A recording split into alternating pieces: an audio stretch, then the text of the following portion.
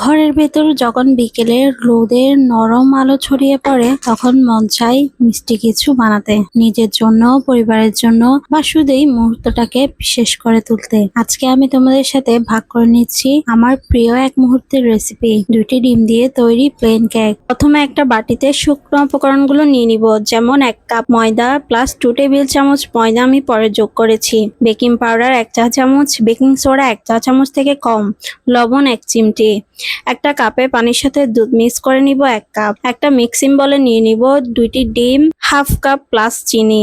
মিক্সচারটাকে ভালোভাবে বিট করে নিব। এর মধ্যে দিয়ে দিব 1 চা চামচ ভ্যানিলা এসেন্স, তেল দিব 1/4 কাপ। এরপর আলাদা পাত্রে শুকনো উপকরণগুলো আস্তে আস্তে ডিমের মিশ্রণে মিশিয়ে নিব। একটু একটু করে লিকুইড দুধ মিক্স করে নিব যেন ব্যাটার মাঝারি ঘন হয়। আমার ব্যাটারটা একটু পাতলা হওয়ার কারণে আমি ময়দা যোগ করি। ব্যাটারগুলো ভালোভাবে নেড়ে আপনারাই দেখতে পাচ্ছেন কেমন পারফেক্ট ব্যাটার তৈরি হয়েছে। গরম করা ননস্টিক প্যানে সামান্য পরিমাণ তেল ব্রাশ করে নিব।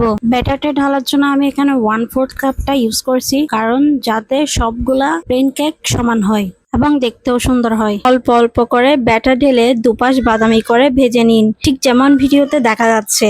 ঢাকনায় থাকা ছিদ্রটাকে কোনো টিস্যু পেপার বা কাগজের টুকরা দিয়ে ঢেকে দিব, যাতে ভেতরের তাপ বাহিরে না যায়। আমার প্লেন কেকের কালারটা তো আপনারা দেখতেই পারছেন কতটা পারফেক্ট এসেছে। চায়ের কাপের সাথে এই প্লেন কেকের টুকরো যেন দিনটাকে নতুন করে বেঁধে ফেলে, আর নিজের হাতে বানানোর যে আনন্দ তার কোনো তুলনা হয় না। পরে হালকা মধু বা চিনি পাউডার ছিটিয়ে দিলে দেখতে আরেকটু সুন্দর হয়। আজকের জন্য এতটুকুই। আমার ফেসবুকে ফলো আর ইউটিউবে সাবস্ক্রাইব করতে ভুলবেন না। আল্লাহ হাফেজ।